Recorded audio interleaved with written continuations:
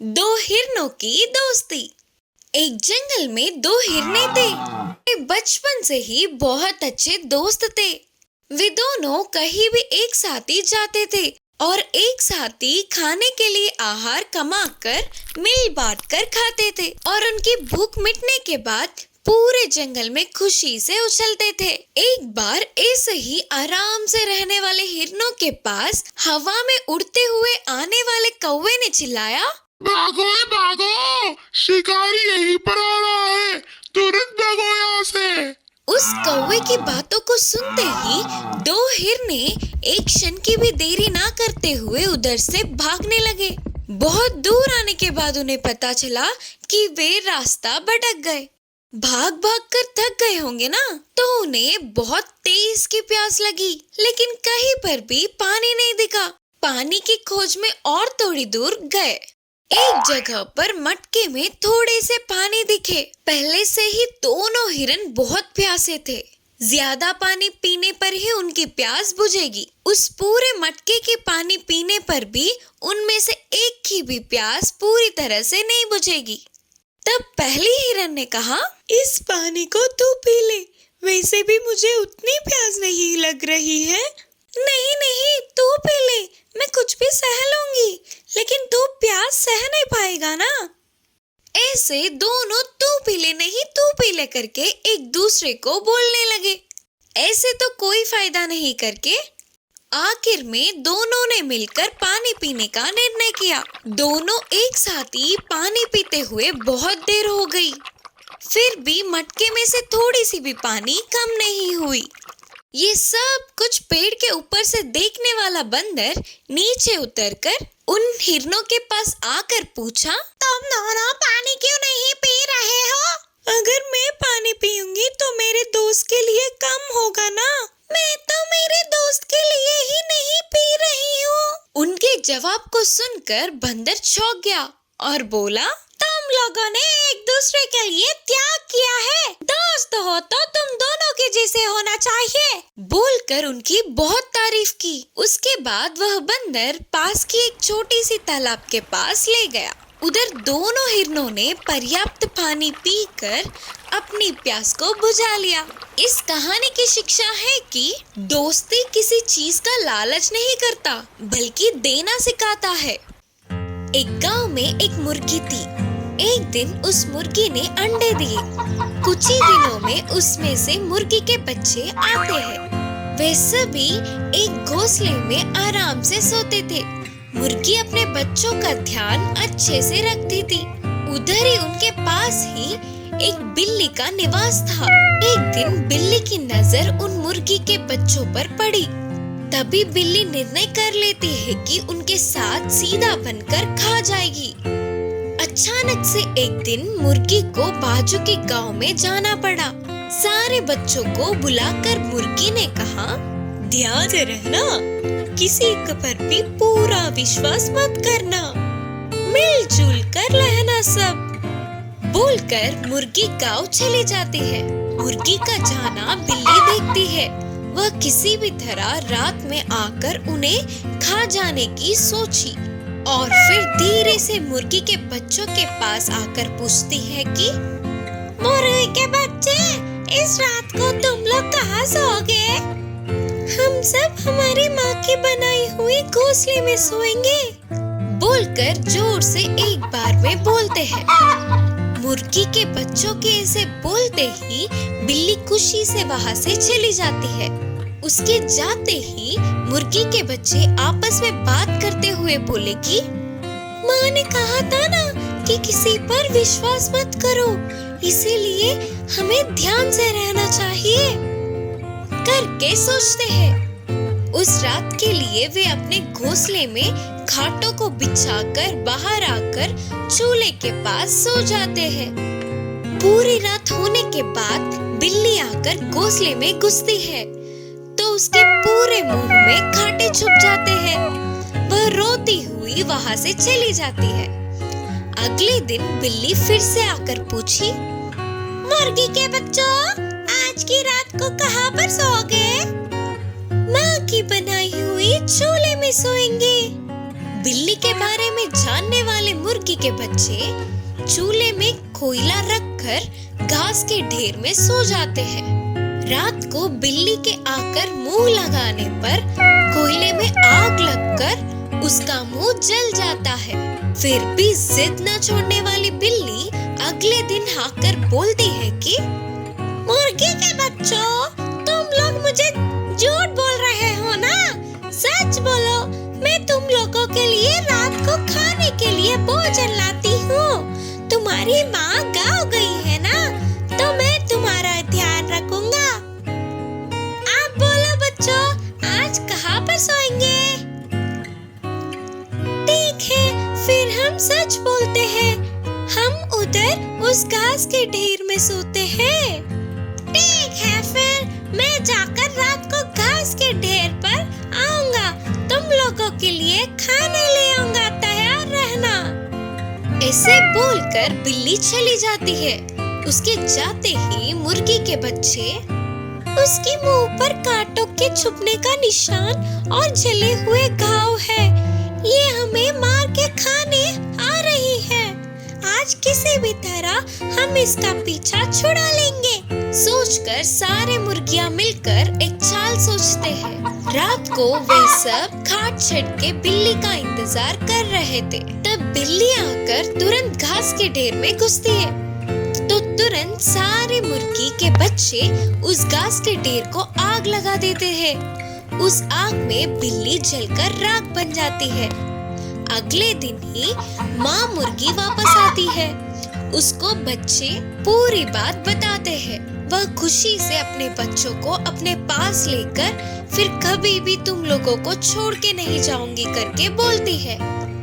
यह सुनकर सारे बच्चे खुशी से उछल पड़ते हैं। कछुआ और भालू की कहानी। एक जंगल में एक भालू था। उसको बहुत ही बलवान होने का घमंड था। वह जंगल के जानवरों से बिना किसी वजह से लड़ाई करता था, उनको रुलाता था और मारता था। इससे वे सब इस भालू का हमसे पीछा कब छूटेगा करके इंतजार करते थे। उस जंगल में शेर, बाघ और हाथी जैसे बड़े बड़े जानवरों का ना होने पर भालू का कोई मुकाबला ही नहीं था। भालू ने एक दिन जंगल के सारे जानवरों को बुलाया और कहा, इस जंगल में मुझे हराने वाला कोई है क्या? है तो मुझसे मुकाबला करे। अगर नहीं है तो कल से मैं ही इस जंगल का राजा हूँ और तुम सबको मेरी हर बात को मानना पड़ेगा। डर से कोई भी जानवर आगे नहीं आया। उसी जंगल में एक कछुआ था। वह बहुत ही बुद्धिमान था। किसी भी तरह उस घमंडी का खेल खत्म करके उस जंगल का रक्षा करने की सोचा। वह तुरंत भालू के सामने आकर बोला, मैं एक पैर पे रस्सी बांधकर इस तालाब में कूदूंगा। अगर तुम में इतना ही बल है तो मुझे बाहर खींच सकोगे तो खींच लो। पानी में मुझे कोई हरा नहीं पाएगा करके कछुए के बोलने पर भालू हंस हंस कर बोला, हाँ, क्या मैं तुम्हें बाहर नहीं खींच सकता क्या? जोर की एक कीच कीछा तो बस उछलकर तालाब से बाहर आ गिरोगे। ठीक है, फिर मैं पानी में बहुत गहराई तक चली जाऊंगा। तुमसे हो सकता है तो खींच लो मुझे, देखते हैं। बोलते हुए एक पैर पर रस्सी बांधकर झट से पानी में डूब गया और कछुआ तेजी से पानी के अंदर गया और एक बड़ी सी पत्थर को रस्सी से बांधकर बाजू में ही चुपचाप खड़ा रहा। भालू को ये सब पता नहीं था ना, इससे उसने रस्सी खींचना शुरू किया। इतना खींचने पर भी रस्सी थोड़ी सी भी बाहर नहीं आई। अब मुझसे नहीं होगा बोलते हुए अपना सिर झुका लिया। वह कछुए ने फिर से रस्सी को अपने पैरों में बांध लिया और कुछ भी नहीं जानने की नाटक करते हुए ऊपर आकर बोला, अरे रे, तेरा बल इतना ही था क्या? इतने दिन तुम्हें हम सब ने भी सोचा था। यह देख के सारे जानवर उस पे हंसने लगे और भालू शर्म से सर झुकाकर जंगल छोड़ के चला गया। तब जंगल के सारे जानवर खुशी से उछल पड़े। एक जंगल में दो बंदर रहते थे। उन दोनों बंदरों में एक लंगड़ी थी तो दूसरी अच्छी बंदर। ये दोनों रोज दोस्तों की तरह एक ही जगह रहते थे, पर अच्छी बंदर को थोड़ा घमंड ज्यादा था। लंगड़ी बंदर को हमेशा चिढ़ाती रहती थी। एक दिन अच्छी बंदर पेड़ पे चढ़ के फल तोड़ के लंगड़ी बंदर के सामने बैठ के खा रही थी।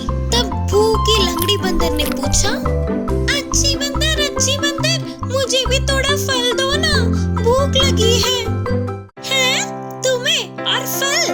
मैं मेहनत करके पेड़ पे चढ़कर तोड़ लाई, तुम्हारा लंगड़े पेड़ से चढ़कर तुम ही ले लो। मेरा पैर टूट गया ना, पेड़ चढ़ने नहीं आता।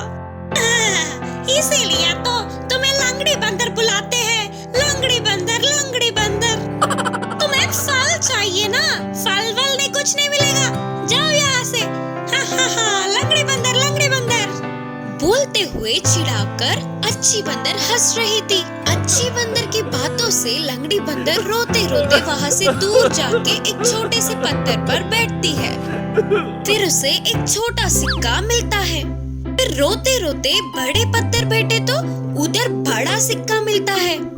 सिक्के मिलने की खुशी में लंगड़ी बंदर आगे 3 पलटी मारती है। ऐसे 3 बोरियों के अनाज प्रकट होते हैं। ऐसे ही पीछे से 7 पलटियां मारने पर 7 बोरी अनाज के प्रकट होते हैं। इन्हें देखकर खुशी से पागल होने वाले लंगड़ी बंदर ने कहा, अरे वाह, इतने सारे बोरियां आए, इनको बेचे तो बहुत सारे पैसे मिलेंगे। सोचते हुए उन सबको बाजू के एक गाड़ी में रखकर धीरे से लंगड़ाते हुए जंगल पार करके पास के दुकान में बेच देती है। ऐसे मिले पैसों से केले खरीदकर वापस अपनी जगह पहुंच जाती है। वह एक पत्थर पर बैठकर केले खा रही थी। ऐसे लंगड़ी बंदर को देखने वाले अच्छी बंदर को भी केले खाने का मन हुआ। तुरंत लंगड़ी बंदर के पास जाकर अच्छी बंदर ने पूछा, लंगड़ी बंदर, मुझे भी ये केले दो ना, प्लीज। हाँ, अब तक मैंने फल पूछा था, तूने दिया क्या? मैं नहीं दूंगी। नहीं दोगी क्या? ठीक है, फिर तुम्हें ये फल कैसे मिले? तुम अभी तक मुझे चिढ़ा रही थी ना। मैं रोते हुए छोटे पत्थर पर बैठी तो छोटा सिक्का, और बड़े पत्थर पर बैठी तो बड़ा सिक्का मिला। उसकी खुशी में आगे 3 पलटियां मारी तो बोरी अनाज मिले। उसके बाद पीछे से 7 पलटी मारी तो 7 बोरी के अनाज मिली। ने बेचकर केले खरीद लिया। ये सब सुनने वाली अच्छी बंदर भी ऐसे ही करके वो भी केले कमाना चाहती थी। तुरंत ही लंगड़ी बंदर ने जैसा कहा था, थोड़ा रोते हुए, हंसते हुए, फिर रोते हुए, नाटक करते हुए छोटे पत्थर पर बैठती है तो उधर छोटा बिच्छू उसे काट लेता है। बिच्छू के काटने पर भी बाकी के सिक्के तो आएंगे सोचकर फिर रोते हुए, हंसते हुए, फिर नाटक करते हुए बड़े पत्थर पर बैठती है तो अब बड़ी बिच्छू काट लेती है उसे। तो दर्द में रोते हुए आगे 3 पलटी मारती है। आगे के दांत टूट जाते हैं। उसी दर्द में पीछे से 7 पलटी मारती है तो उसकी पीठ की हड्डी टूट जाती है। अब खड़े भी ना हो पाते हुए रोते हुए बैठती है। अच्छी बंदर को उस स्थिति में देखकर लंगड़ी बंदर को बहुत तरस आती है। अरे रे, क्या हुआ? उतनी चोट कैसे खाई? ठीक है, छोड़ो, उतनी मेहनत मत करो, मैं तुम्हें केले दूंगी। जब तुमने पूछा था तब मैंने फल नहीं दिया, फिर भी तुम मुझे अपने केले दे रहे हो। मैं नहीं, तुम हो अच्छी बंदर। से उसकी घमंड ठिकाने पर आकर दोनों अच्छे दोस्त बने।